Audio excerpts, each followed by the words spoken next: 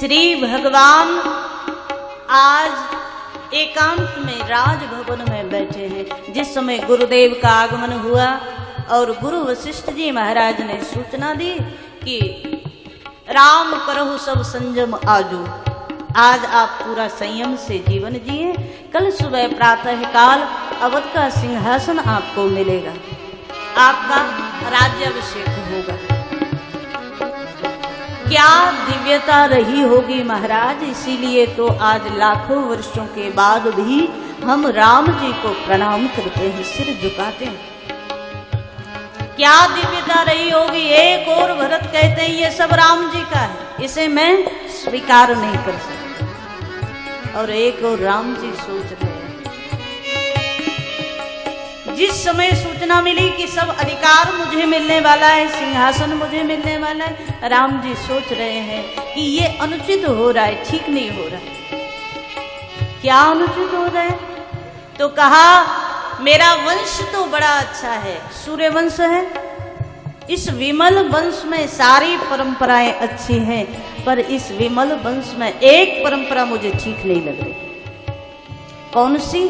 बोले बंधु विहाई बड़े ही आवश्यक हो। भगवान के वचन है, छोटे भाई को छोड़कर बड़े को सिंहासन पर बिठा दिया जाए, ये बात मुझे पसंद नहीं आई। राम जी बोले, और बड़ा सुंदर भगवान बोल रहे हैं, जन्म में संग सब भाई, जन्म में एक संग सब भाई, भोजन शयन के गाए, भोजन शयन की ललिकाए, भोजन शयन के गाए, भोजन शयन की ललिकाए। कहीं मिलेगा ये आदर्श? हाँ, मानस में मिलेगा, राम कथा में मिलेगा। श्री भगवान रात्रि में अपने भवन में बैठ करके सोच रहे हैं, जन में एक संग सब भाई, भोजन शयन केली लड़काई। राम जी सोच रहे हैं, सब भाइयों ने एक साथ जन्म लिया, सब एक साथ खेले, एक साथ खाया, एक साथ क्रीड़ा की, एक साथ शयन किया, और करण वेद उपवीत ब्याह, संग संग सब भय उछा। चारों भाइयों का नामकरण एक साथ हुआ, करण वेद इत्यादि संस्कार एक साथ हुए, यहाँ तक कि विवाह संस्कार भी चारों का एक साथ हुआ। और भगवान सोच रहे हैं कि जब चारों ने एक साथ जन्म लिया, सारी लीलाएं साथ हुई, सारे संस्कार साथ हुए, तो विमल वंश यह अनुचित एकु, बंधु विहाय बड़े ही अवशेक। छोटे भाई को छोड़ करके बड़ा राजा बन जाए, ये अनुचित है, ये ठीक नहीं है। और मानस में महाराज यही आदर्श हमें जीवन में उतारना है। हमें चाहिए क्या कथा से? यही आदर्श चाहिए, यही संस्कार चाहिए। भगवान पिता की वाणी, पिता के आदेश के सामने बोल नहीं पा रहे, पर मन में तो उद्वेग चल रहा है, कैसे कहूं पिताजी से। और एक संत तो बड़ी प्यारी बात कहते हैं, जिस समय राम जी वो सोच रहे हैं अपने मन में, बंधु विहाय बड़े ही अवशेको, तो वहां भगवान का बड़ा प्यारा सूत्र है। राम जी को लगा, देखो कहीं ऐसा हो जाए तो आनंद आ जाए, क्या भरत को राजा बना दिया जाए। भगवान अपने भवन में बैठे सोच रहे, अपने राज तिलक की सूचना से भगवान प्रसन्न नहीं बने, आनंदित नहीं बने। मन में सोच रहे हैं यदि भरत को राजा बना दिया जाए, छोटे भाई को राजा बना दिया जाए, तो मुझे ज्यादा आनंद मिलेगा। क्यों? मानो एक बड़ी प्यारी बात ध्यान देना, कोई राम जी से कहे महाराज ये तो परंपरा सदियों से चली आ रही है, घर का बड़ा बेटा ही राजा बनता है, ये तो कब से परंपरा चली आ रही है। जेठ स्वामी सेवक लघु, तो भगवान से कोई कहे कि ये परंपरा तो कितने समय से चली आ रही है, आप क्यों चाहते छोटे को राजा बना दिया जाए? और ये परंपरा चली क्यों, आपको पता है? उसका मूल कारण ये था कि यदि छोटे को राजा बना दिया जाएगा तो राजपद एक ऐसा पद है जिसके सामने सबको सर झुकाना पड़ेगा, तो बड़े को भी झुकना पड़ेगा। तो सबको लगा कि नहीं, इसलिए बड़े को राजा बनाया जाए कि उसके सामने तो छोटों को झुकना ही है। इसलिए परंपरा पड़ गई कि ज्येष्ठ पुत्र को राजगद्दी दी जाए, राज सिंहासन दिया जाए, ताकि बड़ों को उसके सामने झुकना ना पड़े, छोटे ही झुके। लेकिन आज श्री भगवान को लगा कि मेरे वंश में ये परंपरा ठीक नहीं है, और भगवान से कोई पूछ ले कि आप क्यों चाहते हो छोटे को राजा बना दिया जाए, भरत को राजा बनाया जाए। श्री भगवान का बड़ा सुंदर उद्देश्य पता है क्या? राम जी को लगा कि मुझे ऐसा लगता है कि बड़ा भाई जन्म से बड़ा बन गया। देखो क्या पावन चिंतन, बड़ा भाई तो पहले से ही बड़ा है ना, जन्म से ही बड़ा बन गया, तो राज गद्दी देकर बड़े को और बड़ा बना दिया जाए और छोटे को और छोटा बना दिया जाए, ये मुझे स्वीकार नहीं है। बड़ा तो पहले ही बड़ा है। हाँ, अगर छोटा राजगद्दी पर बैठ जाए, छोटा राज सिंहासन पर बैठ जाए, तो बड़ा भाई तो जन्म से बड़ा है और छोटा भाई पद से बड़ा हो जाए और दोनों बराबर हो जाएं, इसलिए छोटे को राज सिंहासन मिलना चाहिए, छोटे को पद मिलना चाहिए, भगवान बोले। और एक बड़ी प्यारी बात, जिस समय सुना राम जी ने भरत जी राजा बनेंगे, कैकेयी ने वरदान मांगा, सबसे ज्यादा प्रसन्न यदि कोई बने हैं तो भगवान बने हैं, राम जी बने हैं। माँ कैकेयी के चरणों में प्रणाम किया, माँ आप तो आज मुझे ऐसी लग रही हैं जैसे साक्षात कल्प वृक्ष ही हो। कैकेयी ने पूछा क्यों? तो भगवान ने कहा, राम जी ने कहा, माँ जैसे कल्प वृक्ष के नीचे बैठने से जो मन में इच्छा करो वही पूरी हो जाती है, वैसे ही आज मेरी माता कैकेयी मेरे लिए कल्प वृक्ष बन गई, क्योंकि ये मेरे मन में भाव था भरत राजा बने और मेरे बिना कहे मेरी इच्छा को पूर्ण कर दिया। इसलिए मुझे ऐसा लग रहा है कि आप मेरे लिए कल्प वृक्ष। और भगवान इतने प्रसन्न बने हैं महाराज, भरत प्राण प्रिय पावहि राम, भरत प्राण प्रिय पावहि राम, विधि सब विधि मोहि सरमुख आजु, विधि सब विधि मोहि सरमुख आजु, विधि सब विधि मोहि सन्मुख आजु,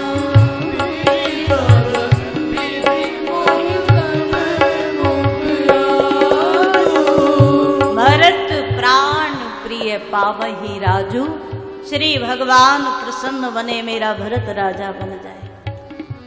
और अगर कोई राम जी से पूछ ले, महाराज आपको क्या मिला? आप तो राज सिंहासन भी गया, परिवार का भी त्याग करना पड़ेगा, अयोध्या का भी त्याग करना पड़ेगा, आपको तो वन में जाना पड़ेगा, आपको क्या मिला भरत को राजा बना? श्री भगवान इतने प्रसन्न बने हैं और राम जी ने अपने वन गमन को कभी देश निकाले के रूप में स्वीकार नहीं किया, वरना तो कोई और होता महाराज जीवन भर रोता, मेरे भाई के कारण मुझे वनवासी बना दिया। भगवान बोले हैं मुझे तो सब कुछ मिल गया, विधि सब विधि मोहे सन्मुख आज। विधाता सब तरीके से सबके ऊपर सन्मुख नहीं होता, एक ओर से कहीं सन्मुखता हो जाए, एक ओर से अनुकूलता बन जाए तो दूसरी ओर प्रतिकूलता जरूर होती।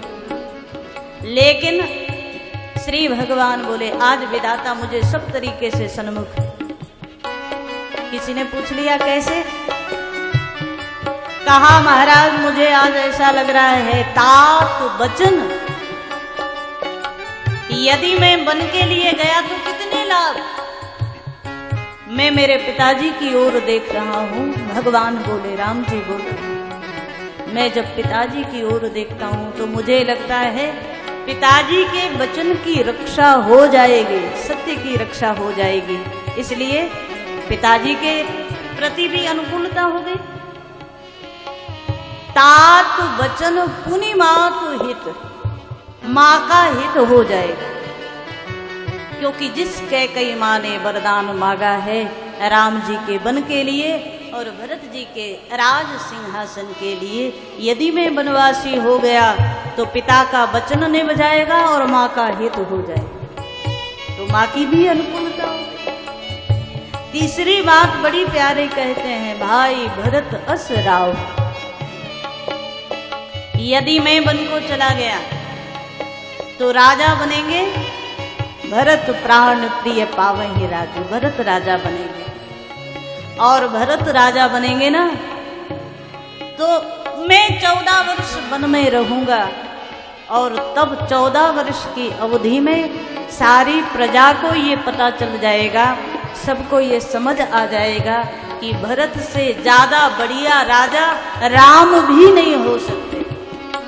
और भगवान की भावना को एक क्षण के लिए सोचो, चिंतन करो।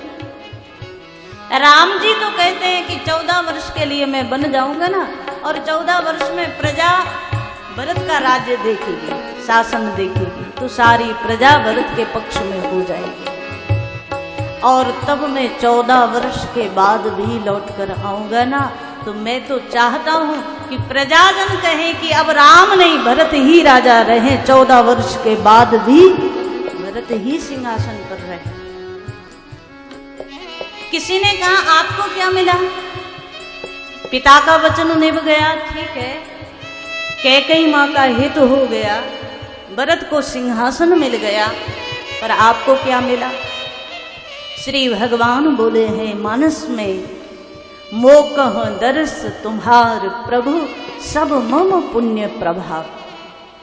महात्माओं का दर्शन मुझे मिलेगा, महात्माओं का सत्संग मुझे मिलेगा, साधना करने का समय मुझे मिलेगा, और मेरे लिए सबसे ज्यादा आनंद का विषय है।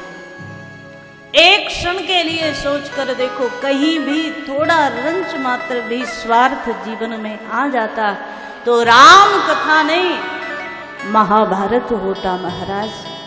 महाभारत में और राम कथा में इतना ही अंतर है।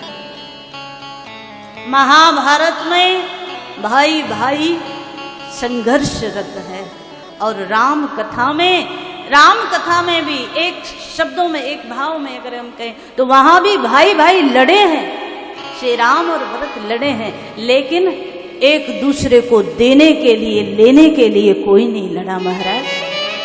ये राम कथा है। एक बार सच्चा संबंध, एक बार सच्चा प्रेम हृदय में जगा करके तो देखो, दुनिया में कोई इतना बड़ा मूल्यवान लगेगा नहीं जितना आपको अपने पारिवारिक संबंध मूल्यवान लगेंगे। जितना भाई भाई का संबंध आनंद देने वाला होगा ना, उतना दुनिया में और कोई चीज आनंद देगी नहीं। श्री भरत जी का भाव तो बड़ा प्यारा है। मेरे राघव से जिसका संबंध है, उसे हर घड़ी आनंद ही आनंद है। मेरे राघव से जिसका संबंध है,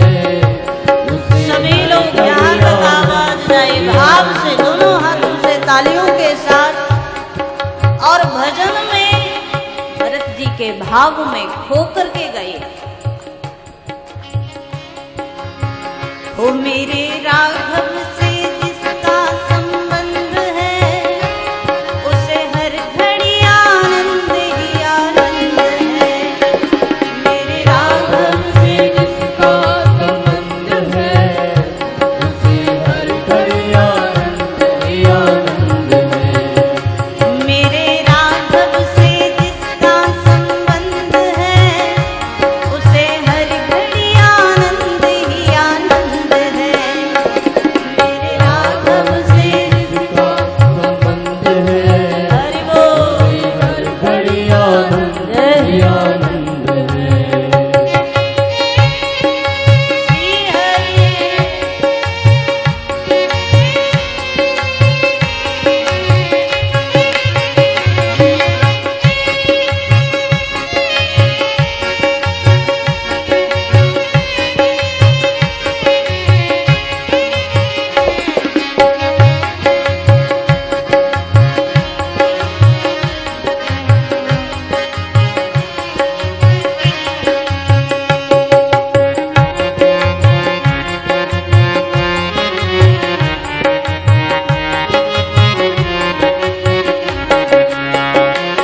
निंदा चुगली ना जिसको सुहाए, चुगले न जिसको सुहाए।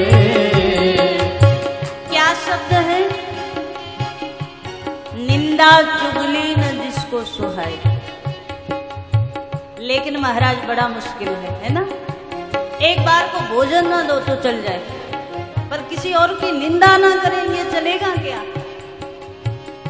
निंदा चुगली ना जिसको सुहाए, चुगले न जिसको सुहाए। बुरी संगत की रंगत ना भाए, संगत की रंगत न भाए। जिसके हृदय में बाल मुकुंद है, उसे हर घड़ी आनंद ही आनंद है। जिसके हृदय में बाल मुकुंद है, उसे हर घड़ी आनंद ही आनंद है। हो मेरे राघव से जिसका संबंध है, उसे हर घड़ी आनंद ही आनंद है। राघव से जिसका संबंध है, हरि बोल।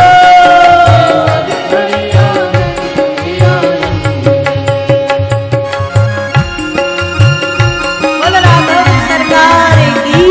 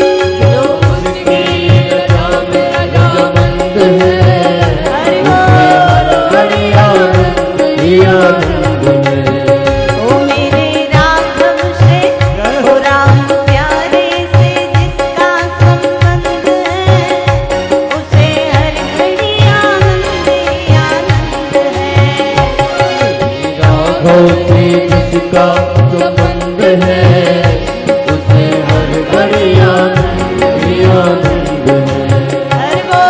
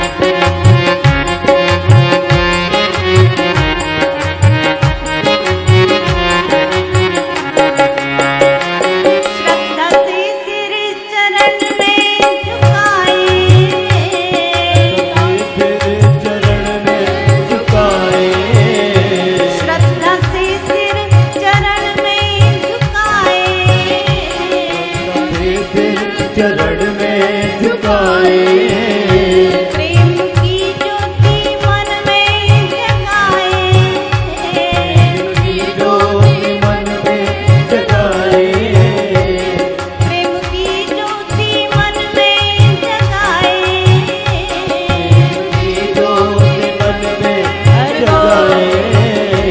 जिसको भाता जिसको भाता सदा ही सत्संग है, उसे हर घड़ी आनंद ही आनंद है।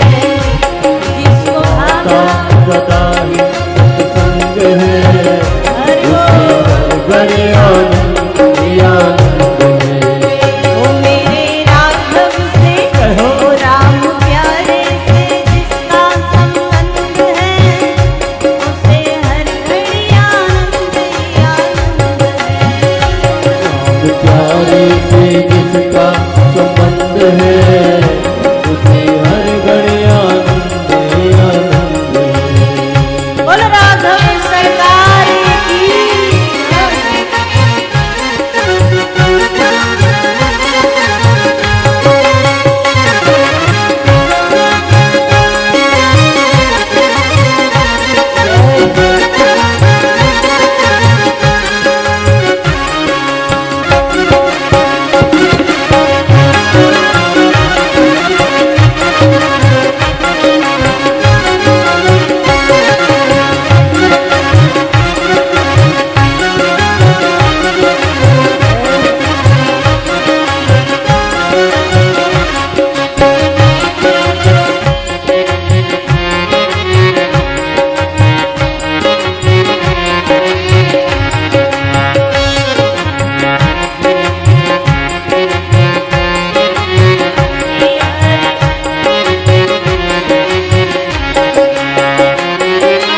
प्राणी में देखे प्रभु को, तो प्राणी में देखे प्रभु को, हर एक प्राणी में देखे प्रभु को, हर एक प्राणी में देखे प्रभु को, दया करुणा से प्रेरित हरि को, दया करुणा से प्रेरित हरि को, जिसके हृदय पे जय हो। जिसके हृदय पे चढ़े श्याम रंग है, उसे हर घड़ी आनंद ही आनंद है।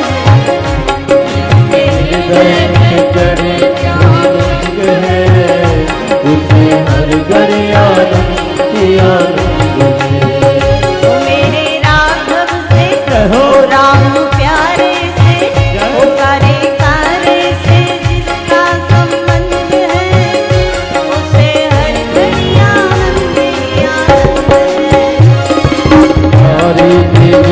संबंध है, उसे हर घड़ी आनंद ही आनंद है।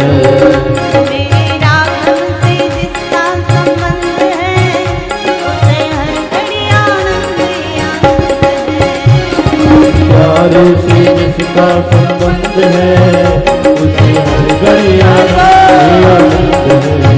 वो मेरे राघव से जिसका संबंध है, उसे हर घड़ी आनंद ही आनंद है। प्यारे से जिसका संबंध है, उसे हर घड़ी आनंद ही आनंद है। हर घड़ी आनंद ही आनंद उसे है। हर घड़ी आनंद ही आनंद घड़ी है। आनंद ही आनंद, हर घड़ी आनंद ही आनंद, घड़ी आनंद ही आनंद, हर घड़ी आनंद ही आनंद है। श्री भगवान से जिसका संबंध हो गया और जिसने संबंधों से स्वार्थ का त्याग कर दिया, त्याग की भावना से, समर्पण की भावना से जितने संबंध हैं उन सबको निभाओगे तो महाराज भगवत कृपा स्वतः जीवन में दिखाई देगी।